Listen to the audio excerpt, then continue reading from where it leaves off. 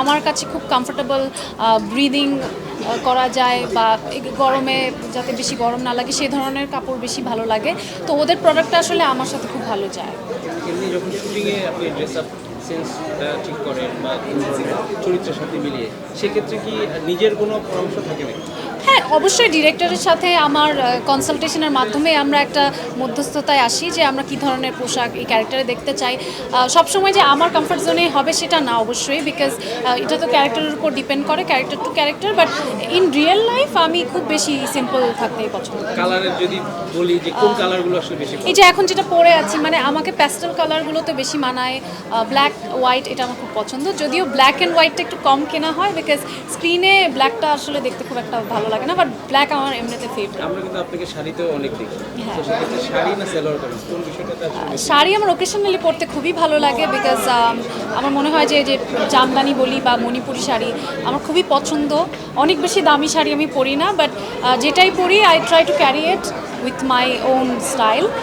আর সালোয়ার কামিজ বা ওয়েস্টার্ন এগুলোর ক্ষেত্রে আসলে সেরকম বাজ বিচার নেই, বাট আমি চেষ্টা করি যেমন হুড থেকে কেনা বা বাংলাদেশের যে ব্র্যান্ডগুলো আছে সেখান থেকে কেনা, অথবা যখন দেশের বাইরে যাই তখন ওখান থেকে নিয়ে আসা। আপনি যদি পেয়ে গেলাম যে আপনার একটা কাজ খুব হিট হয়েছে সম্প্রতি প্রীতমের সাথে, সেই কাজটা যদি শুনতে চাই কেমন লাগছে আসলে? খুবই ভালো লাগছে।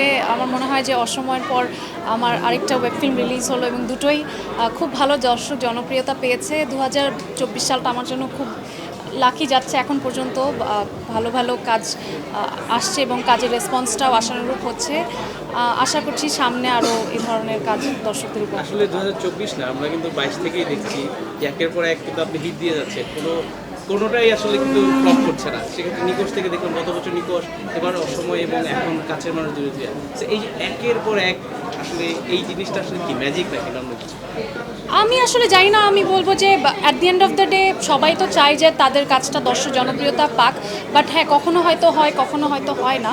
কিন্তু সামহাও আমি জানি না, হয়তো আমার টেস্টের সাথে দর্শকের টেস্টটা মিলে যাচ্ছে, সে কারণে আমি যে ধরনের কাজ করতে পছন্দ করছি দর্শকও সেটাকে গ্রহণ করছে, এবং এটার কারণে আমার কাজ মানে একটা এক্সপেকটেশন তৈরি হয়েছে, সেটাকে আমি নষ্ট করতে চাই না, সেটা যাতে বজায় থাকে আমি সেটা নিশ্চিত করতে চাই।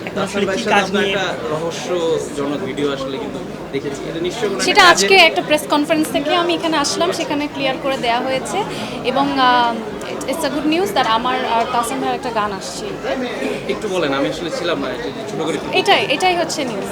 মানে গানটা কি এবং এটা দেখতে পারবেন ঈদের, এবং প্রথমবার একটা গানের কোনো শিরোনাম এগুলো এখন বলা যাবে না। না, কি নিয়ে ব্যস্ত আছেন এখন সামনে এই যে একটা ঈদে যে একটা গান করেছি প্রথমবার, আমি খুবই এক্সাইটেড। এছাড়া নাটক আসছে কিছু, বিজ্ঞাপনের কাজ করেছি, ফটোশ্যুট করছি, এগুলো আসছে।